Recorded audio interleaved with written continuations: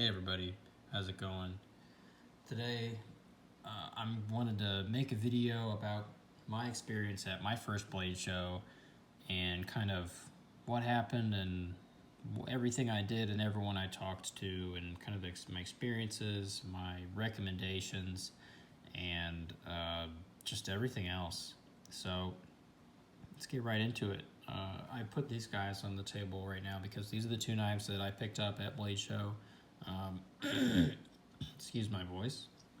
My dad and I went, and so I bought this knife, and he bought this one. So we'll get into that a little bit later.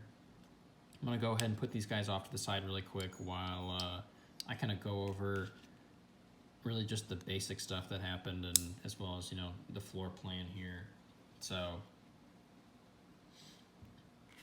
if we open this bad boy up, you can see here this is all the people that went. Or all that we're exhibiting, so I hope that I can kind of get all this in the frame. But there were a lot of makers and people that I didn't get to see, which I'll kind of share my overall impressions at the end. So let's see if we can get a good starting point here. All right, so Blade Show is in Atlanta every year. It is in the Cobb Center, I think. It's been there for the past couple years. So what did I do? For preparation, I listened to one of the Knife Life podcasts, which was it's called How to Blade Show, and it was Frank for Dr. Frunke, Eugene Kwan, and I think the two other guys that are on there whose names I don't remember. And I'll just kind of go through what they kind of really highlighted, which was bring cash. Ask before you handle anything, wake up early, make a plan, bring a chair, and talk to people. So what I did based off that was I set a budget of $1,100. That was the most that I wanted to spend or was willing to spend on one knife or however much that would buy me. Then I told my dad that we were going to bring camp chairs, and he was very skeptical of that in the beginning. But I made sure that we had 2 camp chairs, brought plenty of water. I made my plan, which was, so my plan, if we want to look right here, this is the entrance to the main room. Main room was where like 90% of the people are. There's the side room over here, this side, where there were other people, which I'll talk about that later. So here's the entrance down here. I decided that the Holts, right there, 1145, that was my number one target. After that, if I struck out, I would walk around the corner to the Grimsmo booth. And then if I struck out there, I was going to walk down here to Shirogorov and Recon 1. And lastly, I was going to go down to Gareth Bull down here at 4cc and maybe hit up Koenig knives, which is over here.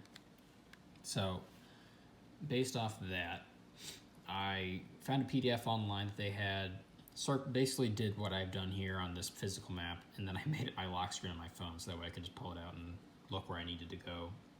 So listening to that podcast was very, very useful, not only because they said to get in line early, but part of me was like, oh, maybe I don't need to bring $1,100 in cash because that's not a very big brain idea. But they were like, yeah, most people want cash, and that turned out to be true for certain. There were some people like the Holts even who were like, oh, we'll take PayPal, blah, blah, blah. But so bringing the cash, that was very useful knowledge. Bringing the chair. If you're going to go to Blade Show and you are gunning for something, you should get up early. You will underestimate how many people are going to be in line before you, and it might turn out to really bite you in the end.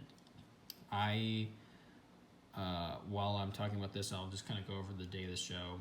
I was there just on Friday. Blade Show is Friday, Saturday, Sunday. I was there just on Friday, so I got the early bird pass for myself and my dad, which means we were going to get in at noon. We would get into the main room at noon. General admission was for people who were going to get in at 2 o'clock. So there was that two hour kind of window you had of somewhat exclusivity. So since I was really gunning for a Spectre, that was on my mind. It was a Spectre because they're damn near impossible to get online anywhere else. I knew I could find a Norseman and a Koenig and whatnot fairly easily on the secondary market, but I knew that if I wanted a Spectre, and so I got up at 4:15 a.m. on Friday, took an Uber to the Cobb Center, which is where this is the convention center, and then I got in line at 5:15 a.m. When I walked up, I'll move this up a little bit. So there is a hotel attached to the Cobb Center, and apparently you have to get a room like a year in advance. So needless to say, didn't do that. The hotel is back here at the back of the building, and basically what happened was, or actually no, that's not true. The hotel is over here. I'm sorry. I think. Maybe we shouldn't listen to me. No, it is because I was dropped off by the rotunda and I had to walk all the way around the freaking hotel, and that was annoying in the rain at 5:15 a.m. But it was for a Spectre, so it was worth it. Anyway, I got here. I saw people in line here at 5 a.m. Got there. There were 40 people in front of me already, with some people spending the night there. So, that was some dedication that I was not ready for, nor did I expect. But, so I lined up here at 5:15, whatnot, and there were, like I said, about 40 people in front of me, and the doors, so how they do it is you can line up outside whenever. The doors to the Cobb Center open at 8 a.m. And then what happens is you basically start the actual line it starts right here to the left of the entrance, and snakes around here by the door, and then there's shops down here, and it looped all the way around the building. So we got in line at 5:15 a.m., which means we were going to be there for 3 hours. So naturally kind of befriended the people that were in front of behind me in line. It was actually really cool. There was a cop there who had a Norseman, and I had never handled one before, so that was awesome. There was another kid there that had a Ultratech Hellhound, which was awesome. There was these two brothers. One of them had a Zebia knife, or Zeba. I'm sorry if I'm not saying that right. I'm not super familiar with him, which was kind of cool to handle for the first time. Another guy had a Koenig Arius, like Gen 1. So since we were stuck in line with those people all day, we really kind of talked to them and realized what everybody was going for and whatnot. So it was really nice. We were in line there for 3 hours, like I said, and at 8 a.m. we were, so the line started right here, and we kind of snaked around. It snaked around the overhang because it was still raining. So the line went like this, and then outside, I was right about here on the outer curve of the line. So when the doors opened at 8, kind of just filed in the door. I think, those are the bathrooms, and I was right about here in line. And the guy in front of me went and counted. There were about 60 people in front of us in this area. And so we started talking because we had to wait 4 hours now from 8 a.m. to noon. So we just hung out and talked about all the stuff, all the knives we had, and I brought my Shirogorov F95, and a lot of them had never seen a Shirogorov before, so that was cool. Gave me a little bit of, some bragging rights. We realized that a lot of people were going for Spectres. The cop was going for a Spectre. The guy with the Arius was going for a Spectre. There were other people in front of us that were going for Spectres, and so even when we were outside, we realized that our chances to getting a Spectre, because we thought they had 40 on there. They made an Instagram or blog post, I'm not sure which one it was, but they had said that they were bringing 40 knives for Friday, and so we were like, oof, we're 60th in line. That's not a great spot to be in when there's only 40 Spectres. Thankfully, they had the one per person limit. Otherwise, I got to the table in time, so knowing that I got to the table in time, I would have been fine if they only had 40 and you could buy as many as you wanted. But we were a little bit concerned, kind of got the nerves going. And so while we were kind of lined up out here, these cases were filled up with private collections, but they were all buck knives.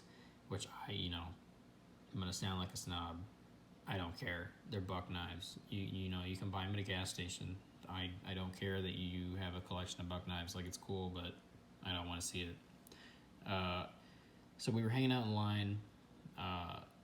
At that point, we had, even outside, there were so many guys there with these dark timber knife shirt on.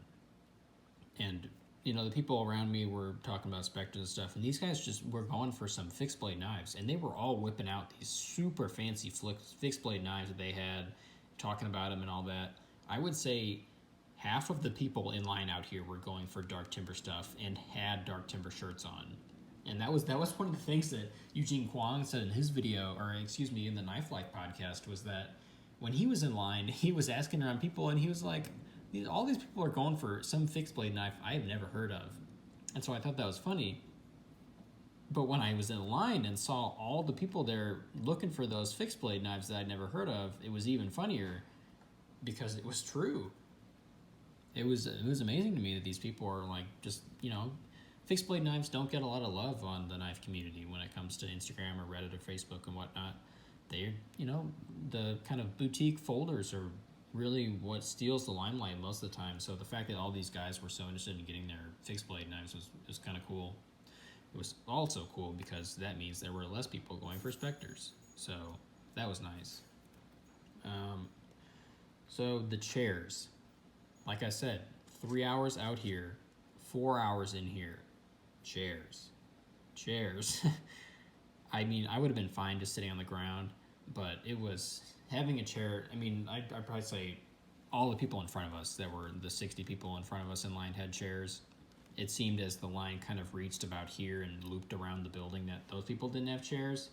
So I guess this was the hardcore area.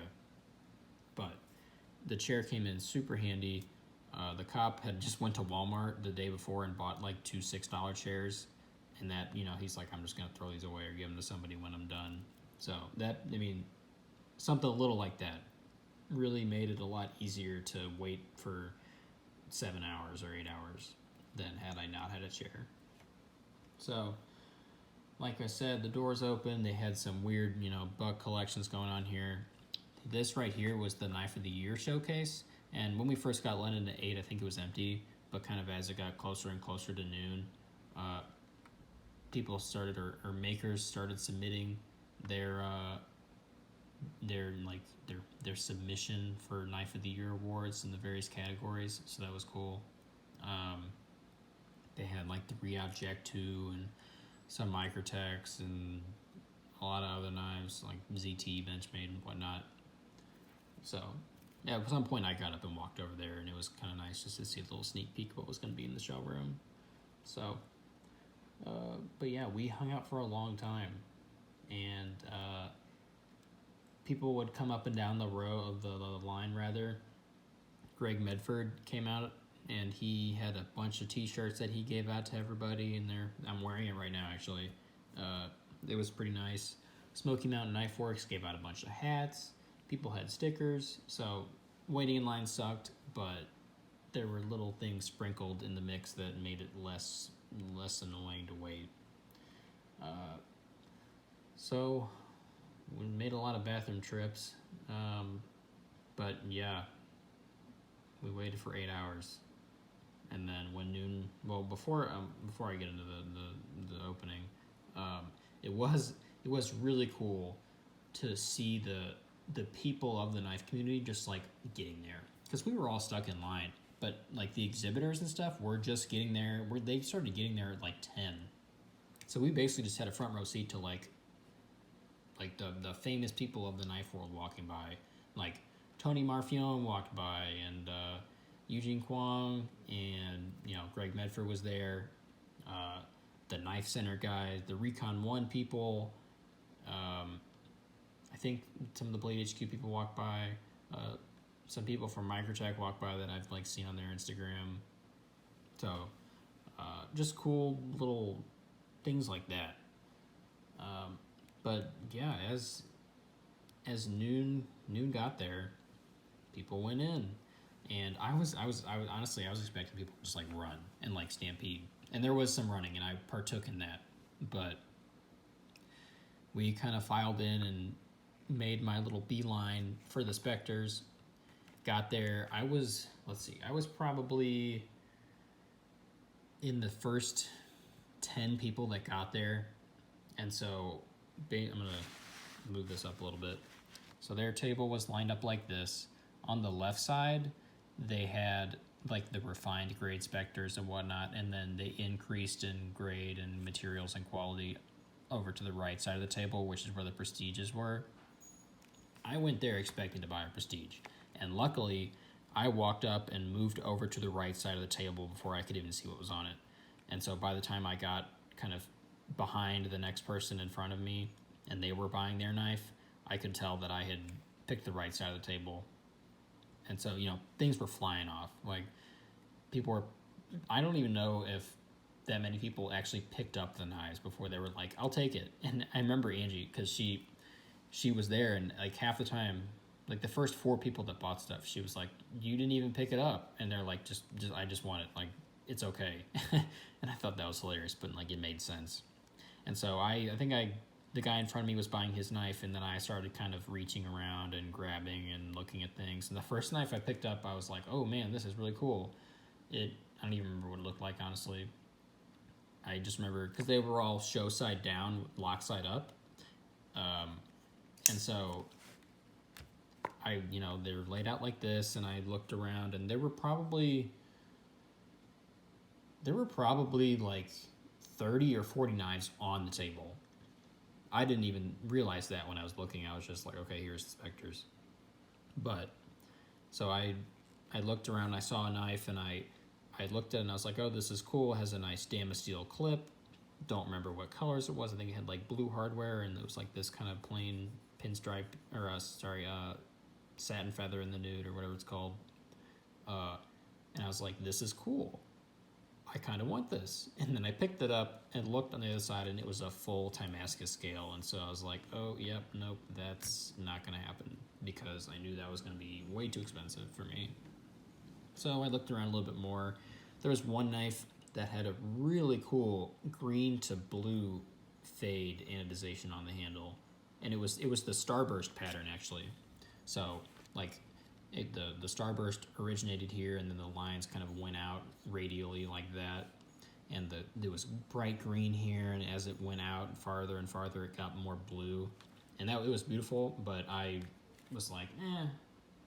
And so I kept looking, and it became my turn in line, or at least like I was at the front of the other 4 people, I was at the front of the table along with like 4 other people that way. And so I saw this guy so if this was the far right row, there was this, he was in the second row at the top, or second column rather. And I picked it up, and I kind of flipped it around, and I literally just looked at it, and I was like, how much is this? And she said it was $10.70. And so I pulled the trigger and bought it, and was very satisfied. And then I dipped. I got out of there because there were so many people.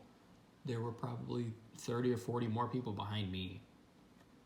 So I was really happy that I could get it, and that it was $30 under my budget. And I walked away extremely relieved. And that's kind of where the show really began for me, because I did not look at anything. I was like, wow, this room is big, but I'm just going to keep walking up here until I get to the table. And so I got the Spectre, and I kind of backed up and really like relaxed. And it was a really nice feeling, and I was pretty worried beforehand that I wasn't going to get the Spectre, and that's why I made my plan of Grimsmo and Shirogorov and Bull and Koenig and whatnot. But after getting the Spectre, I was really relaxed, and I was like, okay, let's just walk around. So I pulled out my phone, looked at my lock screen, and remembered that Grimsmo was right there. So walked around the corner, and Grimsmo was sharing a booth with Brad Southard. I didn't look at his stuff until later, but I walked up, and I saw they had Rasks on the table. And if you don't know, Grimsmo, they make the Norseman and the Rask. The Rask has been out of production for like a year or maybe 2. And so, but I wasn't even in the hobby that deep at that point. Like, I had no idea what a Rask was.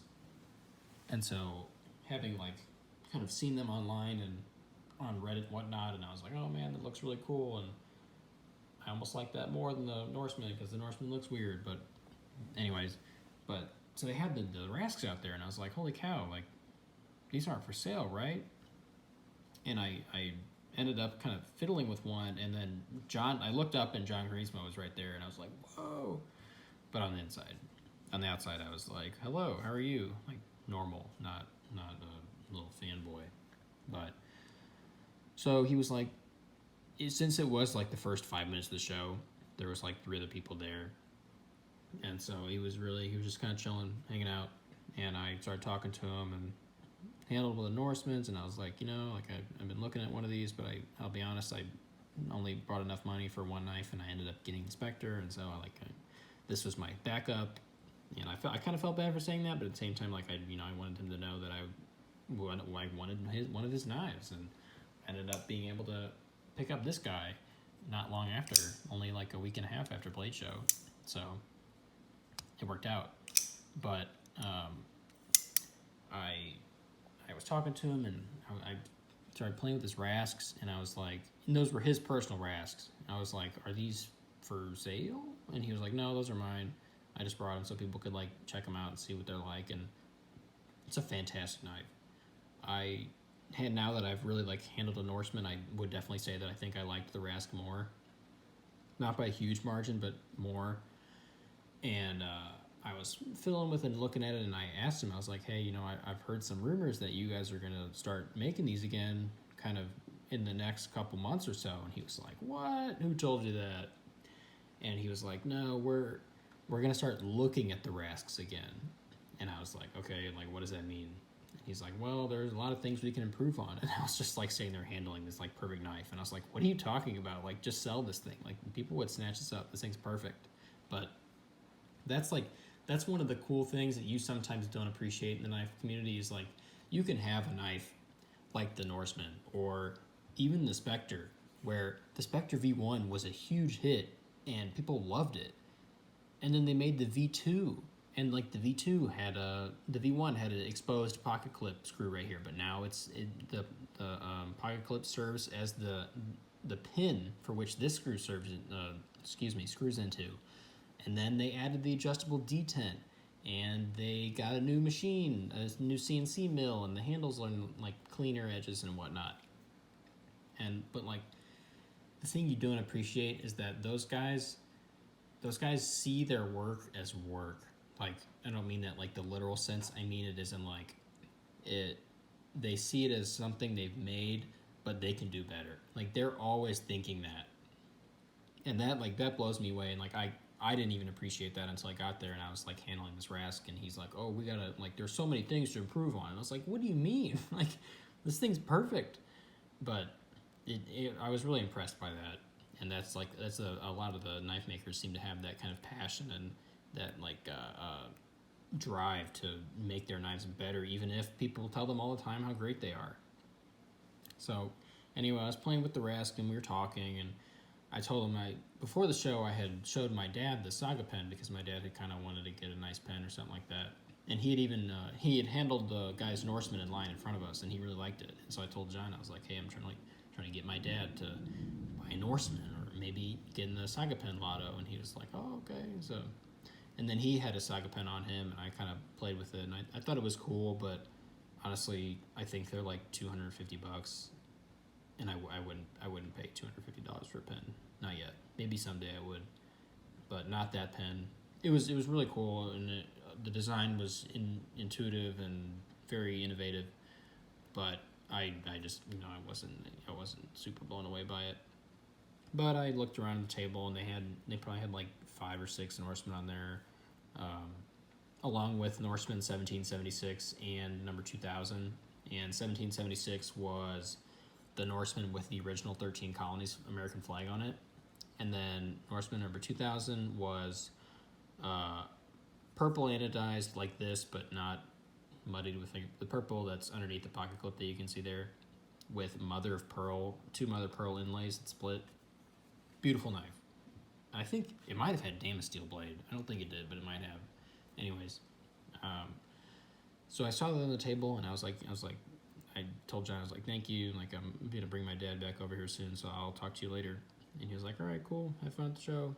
So I saw him and talked, and that was really nice. After that, I kind of walked down here and walked over here to like a little L shape to the Riot booth.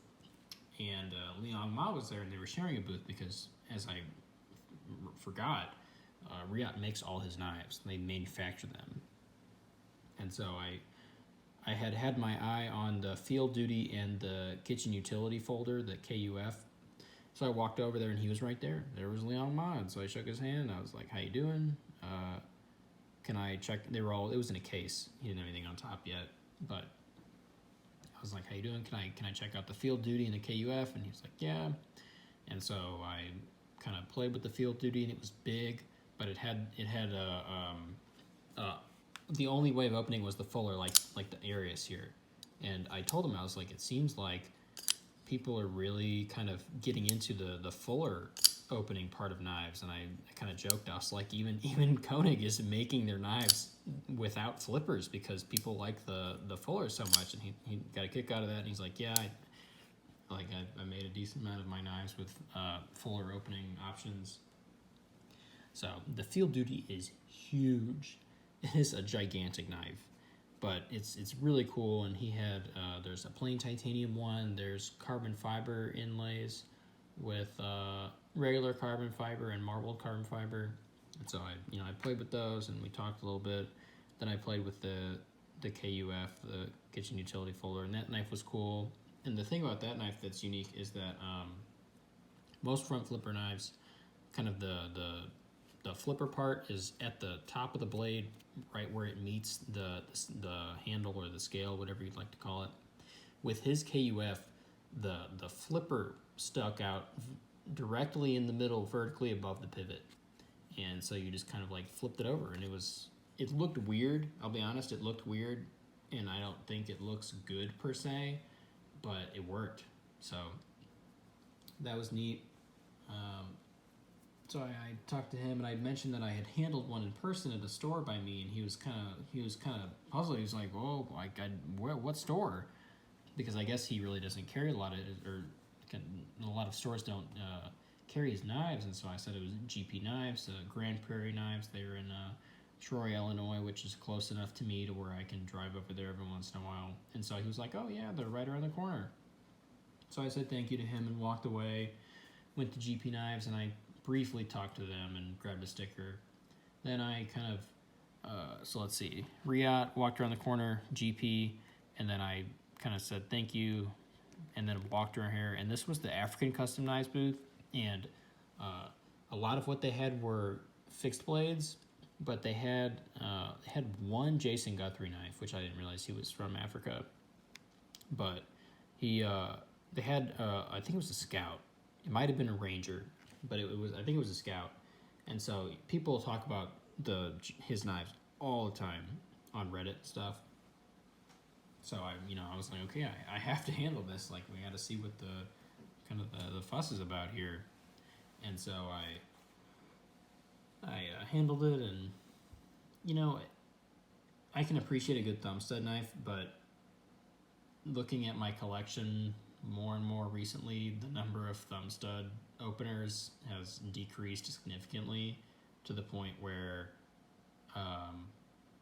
just looking right now, I don't think I have a single knife right now that opens only via thumb stud.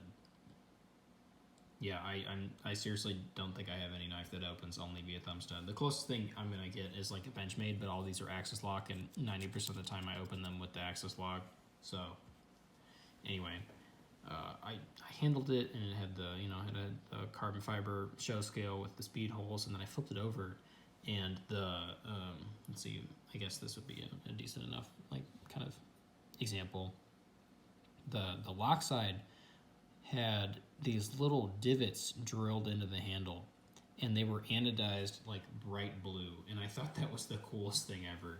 It just looked so nice, but I was kind of let down because there were probably four people working at the table, maybe one person there that was talking to one of the people, but the other three guys were just like on their phone, and I was like, oh, okay, like no one wants to talk to me about this knife, but that was the only thing they had that I was interested in, so I put it down.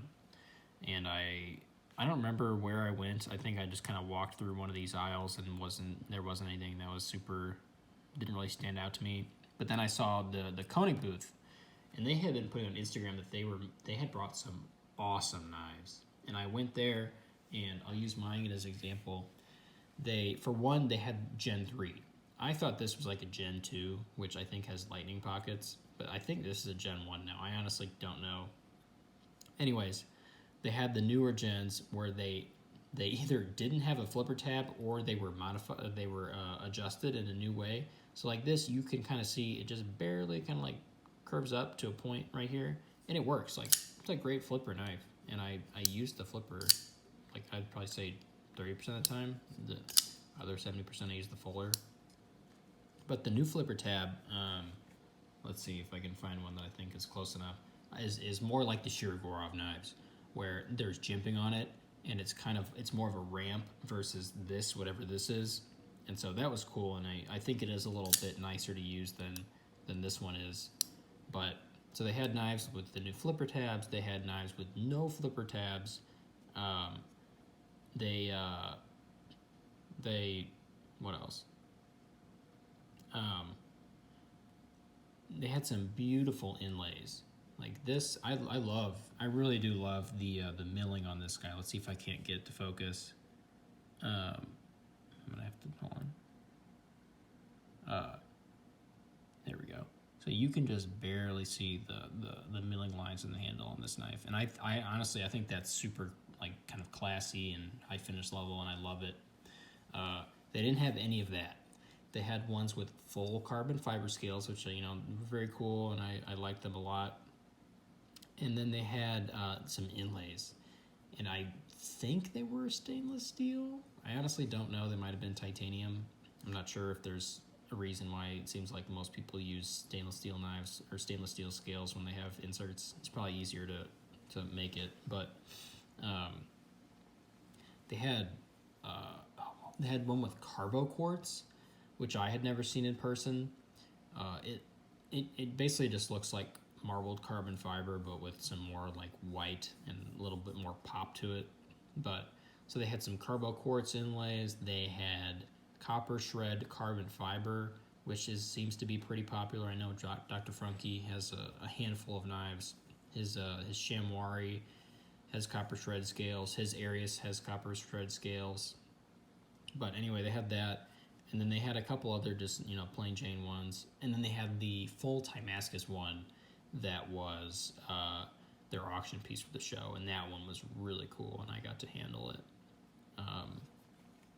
But I was super impressed by their knives. But unfortunately, I think they have increased their prices a little bit because I think this knife was like $550 or something, or maybe $600. But I think they've bumped up the price a little bit. So checked out the Koenigs, really cool, very impressed. Hopefully I will be able to get a Gen 3 or a newer one soon. But after that, I kind of walked around the corner here, and I was going to go check out Microtech because they had kind of dropped some stuff last second, like the Exo set, which from what I have understood is basically the size of this Benchmade blue box, and it even has a clip, but it's like a money clip, but it's an OTF and it's California legal. So I'm kind of excited. I was excited to see that, but there were so many people trying to get the stupid Blade Show exclusive Ultratech that there was a line all the way around the booth. And then on this side, they had like jewelry. Like there was some girl there, I don't know, she's probably like 15, selling like handmade jewelry. And there was some other weird thing they were selling on this side, so I don't know what that was about. They had showcases here with the Microtech stuff, and then the showcases over here with the Marfione stuff, and down here was Sebastian Borka. And I really wanted to handle one of his stitches, but I didn't get the chance to at the Microtech booth because there were just so many people, so I just ditched. And I decided I would kind of head back over this way where kind of a lot of people I wanted to see were. And I ended up looking at the Shirogorov booth, and I talked to Sergey, and Sergey had they had a ton of stuff that I didn't know they made, and it might have been new for Blade Show. They had some new custom division model. Well, let me say, so they're right next to Recon 1. Recon 1 is the only authorized dealer of Shirogorov knives in the U.S., and it seemed like they had kind of worked it out to the point where Recon 1 had all of their production models. They had the 111, the F3, the F95, the Hati, the Neon Zero, and like the variations of the F3 and the F95 and the Hati and whatnot. And so Recon 1 had all the Shirogorov production knives, and then the Shirogorov booth itself had only custom division stuff. And so they had this new knife with a Lee Williams kickstop, which means that, like, basically it was a flipper knife, but the flipper wasn't a part of the blade, and so when you deployed the blade, the flipper, instead of here, so the flipper was outside the back of the knife, except for it was like extremely small to the point where I was like, oh shit, how does this work? Like, I don't think I can do this. I managed to do it. You open it, and instead of the flipper coming out the other side like it does when it's part of the blade, it was basically in the handle, and I think that's the kickstop thing. I don't know how that is, but I know that's Lee Williams' patented mechanism or whatever. So there was that. Very cool looking knife. They also had the Quantum, which is a new one, I think. I picked up one of those. Really cool, nice to handle. And then they had, I think I played with a custom Hati or an F95, I'm not sure. Maybe it was a Neon, actually. Actually, I think it was a Neon, yeah. Very cool. I had never handled a CD before, custom division. And while I was there, I had my F95, so I tried to be cool, and I was like, oh, you know, like, I got my F95, and I liked it, blah, blah, blah, and they were like, yeah, cool. And then not Sergey, but the other guy who was at the booth had his F95, but it was like the GX one with the stuff on the scale. I don't know what version that is. And then there was another guy there looking at stuff with me, like at the table, and he just like whipped out a custom division F7, which was dope, and it had like the Timascus pivot collar and like the clip and all that, and he's like, hey, check this out, like, this is a real knife. He didn't say that, but that's basically what he said. And I was like, whoa, shit, this is cool. Later did I realize I followed him on Instagram, like, beforehand. I didn't know his name, but I recognized the knife afterward, and his Instagram is Miko Monday Sharp. He has a lot of custom division models, and so if you guys want to go check out his Instagram, he's got some cool stuff posted on there.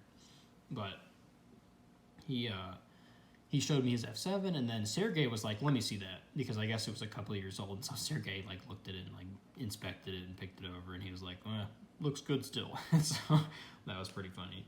But so after that, I just kind of shifted over to the Recon 1 booth and had a great time. I've realized more and more that I love the Shirogorov knives. I hate how expensive they are, but they're so nice. And Recon 1 had all of them that I had like been wanting to handle. And I talked to the guy. I saw his name on one of their Instagram posts, and I'm sorry that I can't remember it, but one of the guys that works there, super friendly. And I showed him my F95, and he's like, whoa, like, you don't see a lot of the carbon fiber ones anymore. And I was like, yeah, that's kind of why it's so cool to me. But I handled, so this Hati, if you've watched my video on it, this is carbon fiber scales, or excuse me, just scale. But the new Hatis have Alutex, which is the equivalent, but with aluminum, I think. Really cool. They can make some really cool colors with it. So I play with those. It's basically the exact same thing. So I was like, okay, you know, like I'm not dying to get one of these now. I played with the 111, which is huge, but like in a good way. Like it's big, but like not enormous. And I mentioned that I was like, you know, I was afraid that it was going to be too big. Everyone always says it's huge, and I played with it, and I really liked it. And the fuller opening is a little iffy, but it's still cool. But I love the design. And so the guy was like, yeah, like, it's big, but, you know, it's really nice to carry and whatnot. I played with the F3, which I really liked. I also really liked the F3 in micarta with the black micarta scales. I think that was really nice, and I would definitely consider getting one of those. I played with the F95 R19, and I really liked that. It's not as broken in as mine, which I've come to realize that part of the reason my F95 is so smooth is because I'm like the 5th owner, but it's super smooth, and those were too. They were just more like hydraulic smooth and less drop shutty. So, and then I was blown away because they had a bunch of like super limited knives. Like they had the Russian Dr. Death, the Tom Mayo collaboration, which I had never seen in person, and I didn't think there were that many of. They also had a cannabis, the Shirogorov cannabis, which I'm pretty sure there's only like 35 of those in the world. And I mentioned that, I was like, I'm pretty sure these are super rare. And he's like, oh yeah, I don't know how many they made. And I was like, okay. They also had the Sigma, which I had kind of tentatively put on my wish list, but I had played with it at the show, and I really liked it. It's super, very sexy design. It's their collaboration with Dmitry Sienkiewicz, and you guys probably have heard of him. He does some zero tolerance stuff. More recently, he did the Spyderco Drunken. So I was very impressed by that stuff. Loved handling the Shirogorovs, and I've realized more and more that how much I love their knives. Next, I kind of just migrated around here and just kind of looked around. I ended up walking by, let's see. I walked by Michael Raymond on accident. And the only reason I knew he existed was because of Dr. Funky's video. I can't remember the name of his knives. I think it's like the Star or something. I don't know. Could be totally wrong. Anyways, I had watched Dr. Funky's video on it, and I walked by the table, and I looked down. I was walking, and I realized, I was like, holy shit, like this is Michael Raymond stuff. And so I picked it up, and Michael Raymond, he makes integral knives like Peter Rosenti does. This is the Rosenti collaboration with Spyderco. Michael Raymond makes integral knives, which are knives made from single pieces of material, usually titanium, as it is in the knife world. But his knives, the fit and finish on his knives was incredible. Honestly, and part of it was the pivots. Like his pivots had such intricate but simple designs, and the knives were so simple, but they were so classy looking. And I just handled like 2 of them, and I was like, wow, this is super nice. Like I'm really glad I looked down as I was walking by. Anyways, I kept walking by. Let's see. I think it was like somewhere in here was Andre Thorburn and other Andre. I don't know his last name, but they make up Andre, the A Squared brand, or maker rather. And so they had some stuff, and I talked to one of them. I couldn't tell you which one it was. But I had kind of, you see Thorburns all the time on Instagram. Excuse me, my voice is kind of cutting out as I've been talking for too long. You see Thorburn knives all the time on Instagram and, Reddit and whatnot, because they're amazing and people love them. And I've seen them all the time for sale, but I'd never handled one. And so I got to handle one, and it was super nice, and it lives up to the hype. I don't know if I'd want to own one, just because they're kind of, they're not simple like designs. Like the shape of the knife is simple, but I think what gets to me is like they're wide. They're wide knives. Like the bolsters and the scales are very wide for like how narrow the blade is, and I think that kind of gets to me. But the construction and the finish levels and the intricate designs they had on all the top of the bolsters were fantastic and beautiful and very cool, and I was very impressed. I handled one of the A2 knives. It was one of the smaller ones, and the thing must have weighed like an ounce. Like I picked it up, and like I felt like I almost threw it over my head. Like that's how light it was, and I was like, holy shit. And Andre was like, he laughed at me. He's like, yep. He's like, that's what happens when people play with those knives. I was like, how much does this weigh? And he's like, oh, it's like an ounce and a half or something. So that was nuts.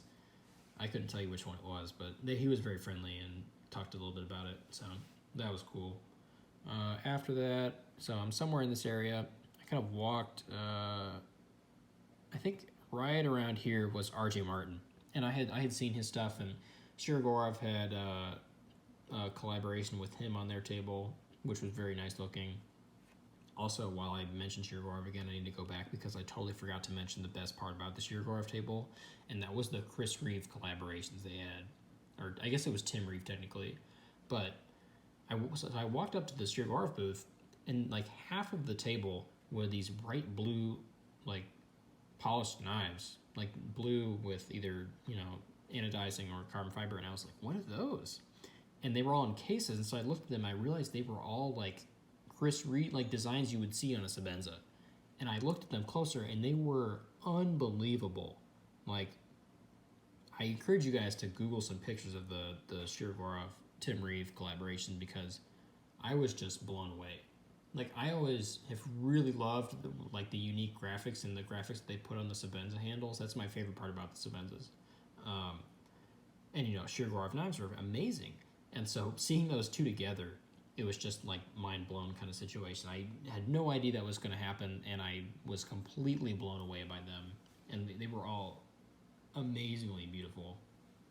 But anyways, so I walked by RJ Martin, saw him.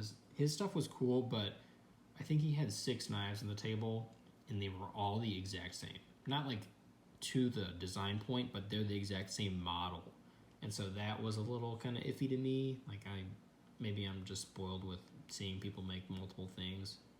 But the designs, just his, like, even the little stuff like the coloration and the materials of those same designs didn't vary enough for me to be like, wow, that's cool. It was more of like, why are these all the same kind of thing? But anyway, I'm sure I'm forgetting stuff in this area, but I eventually made my way all the way up here to the CKF, the Custom Knife Factory booth. They're a Russian company. They make some cool stuff. They make very limited batches of their knives. I was really hoping to see the Sukhoi 3. Unfortunately, they had sold out all. I think they brought 3 or 4 to the show, and they had sold all of them by the time I got there. So that was unfortunate. I handled their Tough Knives Switch collaboration, which was really cool, and I was surprised because I really didn't pay that much attention to the stuff they made besides the Sukhoi and the Thief 23, which I'll get to in a second. But I handled the Switch, and it was smaller than I thought it would be, or I guess it was smaller than I was expecting from CKF because most of the knives seem to be pretty big. But it was really nice and very, very nice action and very cool. I also handled the Thief 23, which is their collaboration with Philippe Georget, who's a French knife maker. The Thief 23 was huge. It was a huge knife. Not only was it long and long in size, 9+ inches long, but the handles were super wide. Like, the handles were probably 1+ inch wide, as in thickness of the handle. So that kind of threw me off a little bit, but it was still really cool. Although I will say I am front flipper handicapped, which is the nice way of putting it. So I was complete trash trying to opening it. But anyways, so chilling at CKF, kind of walked over here to the wall and saw Mick Strider Customs, and again, Strider knives are they've got a huge presence on the knife community. They're very well regarded. So I was kind of interested to handle one, but unfortunately they only had custom knives, and his custom stuff it's kind of a love it or hate it thing, I think, just because of the designs. They're kind of out there. But I handled one of them, and I was like, this is cool, but not super impressed. But after that, I think I kind of walked along this back wall here. Saw where is he? Alan Eskowitz. He was somewhere in here. Oh, there he is. Yeah, Alan Eskowitz. Saw him. Eskowitz. I don't know how to say his name. I think his wife was there when I went by. He wasn't, but I saw his stuff, and he had some crazy cool scale materials that I think he just made a post on Instagram recently with some more material he bought, but just super cool. It looked like kind of a resin with like a dip, and the dip was kind of almost shining silver, and then there were layers in the divot with pink, and there were other colors too. But it was just a super interesting design. There was a lot of depth to it, and that was really cool to see. But the reason I was making my way back over this way was because I was going back to the Holts, because I had remembered that they had brought the haptic. I completely forgot up until that point, which was like an hour after the doors opened. And so I went back there. Not only were they completely out of knives, but like the haptic was, they had like a bunch of merch on there too. They had like these huge stickers and like hats and bottle openers and stuff. That was like half the table because they were all out. And then they also had brought, I think, 5 or 6 plain Jane Spectres that they had posted a lottery on Instagram. But they had them on the table though. They also had the 2 auction pieces. Spectre 500, which was full Timascus scale and lockside with the Damasteel blade, which was heat anodized. And then they had another Spectre that was also full Timascus, but it was, I think they had like electronically, I don't know what the right word to say is there, but they had used electricity to anodize that one. So I handled those. Very cool. Dumb expensive. I think the current bids on both of them were above $3,000. So a little much. But anyways, it was very slow given they had sold everything. And so I walked up and I was like, "Hey, Angie, do you have the haptic here?" And she was like, "Oh yeah, we do." And so they pulled it out, and I'll put a link in the description to the video I took of it if you haven't seen it already. But it was very cool. It was basically the Spectre. Let's see, how am I going to describe this? For the handle, it was very similar to the Spectre in width. It was a little bit shorter, maybe a little bit wider over here, but it was probably about this long, maybe half an inch to an inch shorter on the handle. The blade also half an inch to an inch shorter with a Warncliffe, so that was cool. The handle milling was very cool. It was almost a Sienkiewicz drunken pattern, where just super subtle, more closer to the areas here, with the super subtle milling lines that you can't even see it really in the video I took. Just for like a second at the beginning, but very interesting design, cool concept. I'm interested to see if they changed it at all before they make it into full production, and I'm also really interested to see the different color options they do with it, because the one they had was just nude with like kind of a light blue hardware, so very very plain looking, not something I would be a fan of. But while they were there, I realized that Eugene Kwong was there. And so I had recognized him before. I had seen him walking around, and I knew he was Asian, and he had a backpack on with like a bunch of gear, and he was filming stuff while we were in line at the beginning outside. And so I was like, And I heard him talk a little bit, and I was like, this sounded like Eugene. So in my mind, I had like kind of remembered what he looked like, and I realized he was there. And so I handed him the haptic because he wanted to check it out too. And I was like, hey, do you have a sticker? Because he brought a bunch of stickers, which with his dashboard review stuff on it and the Knife Life podcast. So I talked to him for like maybe 10 seconds. But it was just nice to see kind of the other YouTubers. Not mentioning myself in that group. That was just like other people. I'm not that cool yet. But talked to him for 10 seconds. And then, let's see, what else did I do? I think at that point I had wanted to move over into the side room, which I know I haven't mentioned yet, but there were some other people in here. It seemed like mostly like gear, like flashlights and backpacks and whatnot. And then really small like collectors and knife makers over here, which I'll talk about in a minute. But so I walked toward the front of the room because I remembered I hadn't seen Gareth Bull yet. And on my way there, right about here, I ran into the 2 brothers that I had met in line. And I asked them, I was like, hey, like, what'd you guys get? Like, blah, blah, blah. Like, did you get what you want? And the one dude was like, hell no. I went to go get a chamois from Gareth Bull, and people had said he had sold almost all of his first come, first served shams before the doors opened. And so he was pissed. And if you're not familiar with Gareth Bull, his reputation in general is not 100% great. Most of it has to do with his customer service and kind of warranty stuff.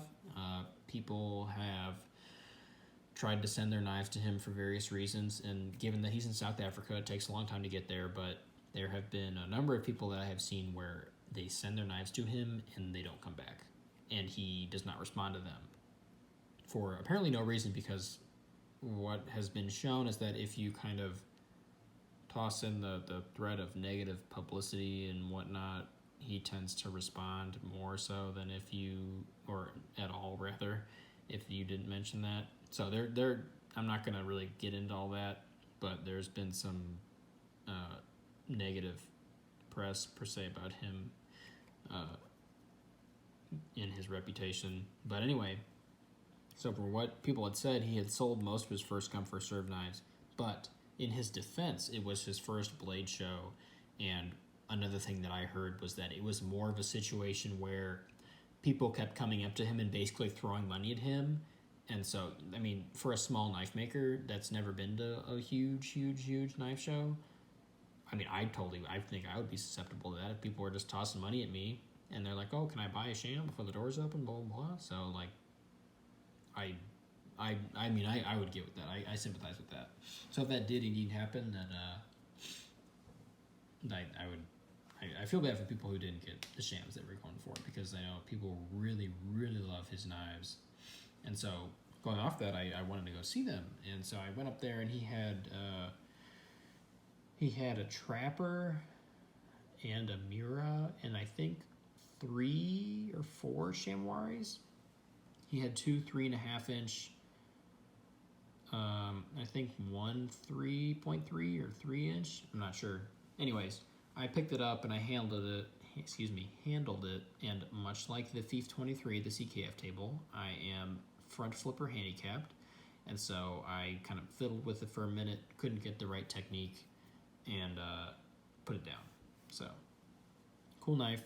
I did tell myself, I was like, man, maybe I should try and get one so I can get better at it, which is not the attitude that we should have, but we do. So after that, I went over to the Spyderco booth with my dad, because he hadn't really looked at anything for him. He had just been kind of walking around, and so, but I knew he liked Spyderco, and we have a lot of Spyderco knives, and a lot of them are his. And so we walked over there, and to preface what happened next, while we were in line outside, one of the guys in front of me came back from Starbucks or to get coffee or whatnot, and he was like, yo, I think I just saw Nick Shabazz. I think he was behind me in line at Starbucks. And so I was like, well, how did you know? And he's like, well, like he kept coughing a lot, and like he had a press badge with no name on it, and like he said some other stuff, and I was like, that doesn't really sound like a good enough reason, but whatever. And then while we were in line still, we saw him walk by, and he was with Frankie and Bird, and from Birdshot IV, their YouTube channel. And so I saw he was there, walked by, and then the guy was like, that's him, that's the guy that I saw in line. And so I kind of noted what he looked like and whatnot. And he had like a black shirt on with some sandals and, generic whatever.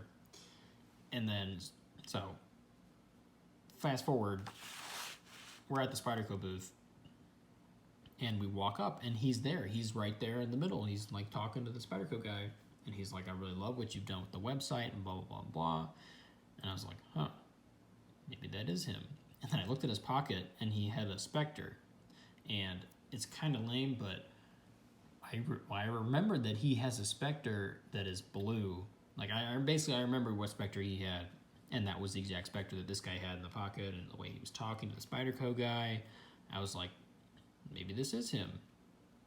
And so my dad and I walked up, and I asked to see the Drunken and the Smock and the Paisan, and I kind of handed them all to my dad. And I really liked the Smock. I don't know why. I just think it's cool that you can do the Spidey flick. You can do I didn't mean to flick you guys off there. I'm sorry.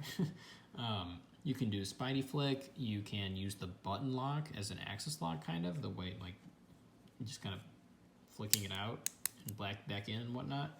And there's also that big kind of flipper tab on the back. So I think that's dope. and I have definitely added that to my wish list. So I'm going to keep an eye out for Smock. But I handed him that, and I handed him the Drunken, and I was like, this is the Drunken, blah, blah, like, it's cool, look at the handle milling. And then I handed him the Paisan, and he was like, whoa, I love this. And I was like, oh, okay, cool. And, like, that was the first time I had handled the Paisan either. And so I was like, yeah, this is pretty neat. And he's like, I'm going to get this. And I was like, oh, okay. Like, all right, there's your knife. So he got the Paisan. And while he was paying and checking out and whatnot, I basically took a gamble and, well, less than a gamble. I walked up to the guy who was allegedly Nick Shabazz, and I asked him, I was like, hey, like, do you mind if I see your Spectre? And he kind of laughed. He's like, oh, yeah, sure, why not? And I showed him the one I got, and he was like, oh, this is really cool. And I kind of took the gamble, and I was like, I'm a big fan of the channel. Like, I started my own channel, and he was like, oh, what do you mean? And kind of like sarcastically smiled and laughed. And so that really like sealed the deal for me. And so we ended up talking for, I don't know, 5 minutes. Like, doesn't sound like a long time, but to me, I was like, whoa, I'm talking to Nick Shabazz. Like, he is the YouTuber about knives and stuff. So that was just really neat. And I showed him my Spectre, and I kind of told him what all I had been looking at and whatnot. And I told him I was looking at Grimsmo and blah, blah, blah. And he was like, honestly, dude, this Holts, the Spectre's the nicest stuff here. Like, you're lucky you got one of those, and, like, it's a good thing you did, because that's the nicest thing in this entire room. And I was like, oh, yeah, I know. I agree. Like, I really like it. It's a fantastic knife and whatnot. And he had bought some kitchen knives, and so I was like, oh, did you pick anything up for yourself? Like, are you looking for anything? And he was like, no, not really. So I told him, I was like, yeah, I started my own channel, blah, blah. And he was like, oh, what's the name? And I told him the name. I was like, it's L.O. Governors. And he tried to pull it up on his phone, but the Wi-Fi was trash there. And so he was like, oh, shoot.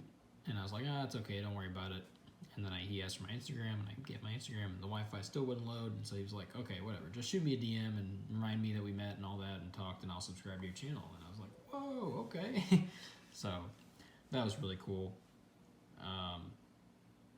But yeah, so I really enjoyed talking to him, and we just kind of talked for a little bit longer. I was like, I mentioned like Gareth Bull and other stuff, and I know he doesn't do like custom knives anymore, but we still talked for a little bit about that. And so that was just a really good interaction, and I was really happy that I ran into him and kind of talked to him, and it was just really nice. But moving on to the next phase, the side room. So with the side room, like I said, it's for the smaller makers. I'm not going to really go into all the detail. I think the ones I circled, let's see, who was that? I honestly don't remember who that was down there. I think this was Cheburkov. Yeah, I don't know who that was. Anyways, walked in there. We just kind of perused around. I knew there was nothing back here that I wanted to see, so I just kind of walked around up here. And I think right about here, there was a private collection, and this dude had every Marfione custom I think has ever been made. It was nuts. Like, I had seen a fair amount here and there, but he just had a ton of stuff. And he had a Star-Lord and the Warhounds. The Warhounds I really like, and I really want to get one eventually. He had the Abalone Ultratech, which I think is one of the most beautiful knives I've ever seen. He also had a Halo 5 that was fully carbon fiber. And let me hold on a second. Here's my Halo 5. As you can see, it's huge, and it's aluminum, so it's heavy. There's also a huge blade in there. This thing, actually, no, now that I have a scale, I can tell you how much it weighs. So, this being the normal Halo 5.3 ounces. So, it's pretty heavy. That Halo 5 that I handled that was fully carbon fiber could not have been more than 2 ounces. Maybe 3. It was absolutely mind-blowing. So, that was awesome just to handle. He also had He had the giant Halo 5. I don't know if you guys have ever seen it. It honestly is more of a meme than a reality, which is what I thought. But he just whipped it out. And the thing is, like, deployed is probably 4 feet long. It's enormous. And it sounded like a gunshot when he deployed the blade. Everyone around us, like, looked around, and I was like, oh, God. Like, but it was nuts, and it was cool to see all the stuff he had, and, you know, being a private collector, he had some really awesome stuff that you can't buy anymore. But it was really nice that he just was letting people handle them, so that was cool. The guy next to him had some more stuff, but notably for me was the Curtis Custom Knives F3, which I have kind of just seen here and there, and I thought I wanted a large one just because I usually like larger knives, but after handling his medium and large, I realized that the medium is more the size for me. So, but it impressed me, and I was very happy I got to handle one in person because it really, like, kind of sealed my expectation, or like my desire to get one eventually. So I briefly walked by the Chebrikov table. Wasn't super impressed with anything. I was glad I got to see their stuff because it seems like all the Russian makers are super great. Like, they're all, you know, Shirogorov, Sinkovich, CKF, and Chebrikov. Like, they all make great stuff. So certainly didn't disappoint, but nothing really resonated with me. Lastly, to close out this long ass section of the video is Ian from Crazy Motherfucker Metalworks. I think he goes by CMF Metalworks, but that's the acronym, I think, because that's what his Reddit username is. But CMF Metalworks right here. I think this was him at I-40 or whatever. I had seen his stuff because, like I said, he's on Reddit, and he's one of the few very active.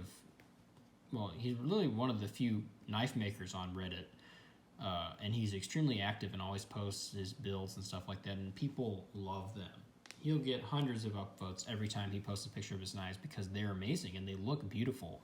And he seemed like a fairly young guy. Like, I'd say maybe early 30s. Like, very young but extremely talented.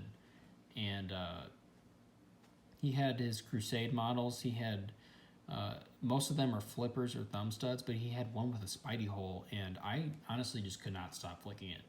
I was using the flipper tab. I was using the spidey hole. The coloring was not my favorite. It was kind of like a muddy blue with just a plain satin blade.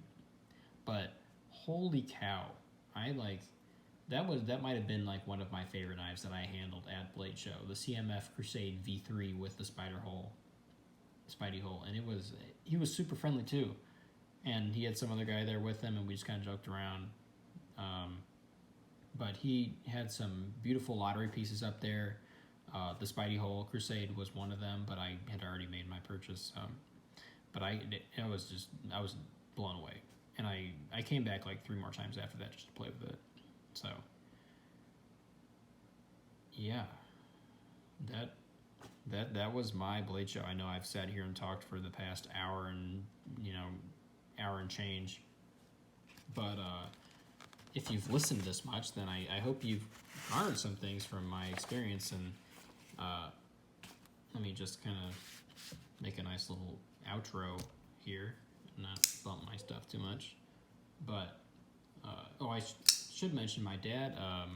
My dad also picked up a pen from Matthew Martin, which is R.J. Martin's son. And Matthew had some cool pen designs with a variety of materials ranging from, copper to zirconium to mokume to moku tai.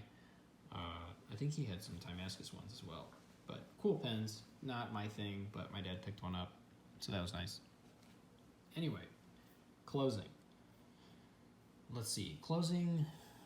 How about we just do my recommendations? If you can go to Blade Show, but you're worried about not being able to afford buying a knife, then just go. Don't worry about buying a knife. Hopefully you have the self-control to not buy a knife when you're there, even if you can't afford it. I know some people don't have that self-control, but it's an experience, and I am so bummed that I did not end up getting a ticket for Saturday. Sunday, not so much, because I think a lot of people left on Sunday. Like, makers weren't even there on Sunday. But I wish I was there on Saturday, because I just had such a good time talking to the makers. And if you can't afford buy $1,000 knife, just go. They'll, Benchmade and Spyderco were there, and they've got all their production models. And so even if you're just like, if you want to go, but you're like, oh, I can't buy a Spectre there, or a Shirogorov or whatnot, just try and go, because it's such a good experience, and I'm so happy that I went. I just had such a great time meeting, you meet the people that make the knives, and I think most people don't. It's just kind of one of those removed things that the internet has kind of made for us. It's like if you see a celebrity out in the wild, you don't know how to act. You don't know if you should just play it cool, or if you should just try and take advantage of the moment and be like a fanboy. But when it comes to knives, they're just the Blade Show. There were so many people there that are they're probably exactly like you if you're watching this video, because they love knives too. And I've realized today I went by GP Knives, and I had my Spectre on me, and it came up conversation, and I mentioned that I had seen one of the guys there at Blade Show, and I pulled it out, and the guy was like, "What is that?" And I was like, "Dude, you work at a knife store that carries you carry a Lamek and Liong Mah and Hinderer, and you even got a freaking Andre Thorburn knife up there." I was like, "Come on, dude." I worked hard for this knife. At least give me the satisfaction of recognizing it. But he's like, "What is that?" And so I realized as I was walking back to my car, I was like, man, it's hard to find other people that are kind of really invested in the knife hobby as much as at least I am. I don't know if you are watching this, you might just have stumbled upon this by chance, or you might just be trying to go to Blade Show to buy a flashlight. I don't know, dude. If that's what you want, then do it. There were, Olight and Nightcore and Phoenix were there, but if you can go and don't plan on buying a knife, just go. Just talk to people. It's so cool to talk to them, and even just see them interacting with their customers in real life. If you do want to go to buy a knife, and you have a specific knife set in mind that you want to get up early. Go early. It's going to suck waiting in line, but if you're early, you will get more free stuff. Greg Medford had those free shirts. I'm pretty sure he only had 100 of them, so got pretty lucky getting one of those. But you will also make some really good friends in line, whether they're the people immediately next to you, or you just kind of walk around, or you see somebody flipping around an Arius, and you're like, hey, and you just kind of pop in. But you just gotta, it's just one of those things. You can kind of worm your way into a conversation. You see people flipping around a knife you think is cool. People were so willing to let you handle their knife. In the Knife Life podcast I mentioned at the beginning, Dr. Funky said in the pit, which is basically the lobby of the hotel next to the center, which is where a lot of people meet at night, and apparently is where most of the sales go down, even more so than the show. But Dr. Funky said in the pit, people will just be tossing around, their $1,000, $2,000, $3,000 knives just for people to see, because they're cool. Most people like us, it's a rare hobby. It's weird. It's quirky. There's not a lot of people that are into knives, and if there are, then we're pretty spread out. And so there's probably a good chance that you do not interact with people in real life on a regular basis that are as, interested in knives as you are. And so when it comes to Blade Show, it's like the Comic-Con of knife nerds. Of course people want you to see their knife that you paid a ton of money for. So it's just little things like that where, you're with people that enjoy the hobby as much as you do.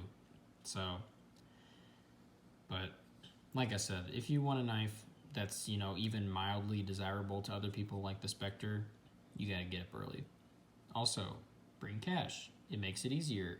Everyone else there has a ton of cash on them. even if you think it's a safety concern, as long as you're not waving it around and being an idiot, then you will be fine. What else? One thing I heard was that don't wear metal rings. If you go to like REI or other like wilderness outfitter kind of shops, more and more they're carrying silicone rings, because if you're wearing a ring and you're handling, you know, all these fancy polished knives, you're gonna mess them up good, and nobody wants that. So if you're going and you're married, buy a silicone ring. Let's see, get up really bring cash, blah blah blah. Bring the chair, like I said, if you can, or do what the cop did and just go to Walmart and buy a chair for like $5 and then give it to somebody when you're done. But yeah, to me, Friday, like if I had gone on Saturday, that would have been great, because, you know, I spent Friday kind of getting the lay of the land and how everything's laid out and who's got what, and getting what I wanted. Most importantly, use Friday to buy your stuff.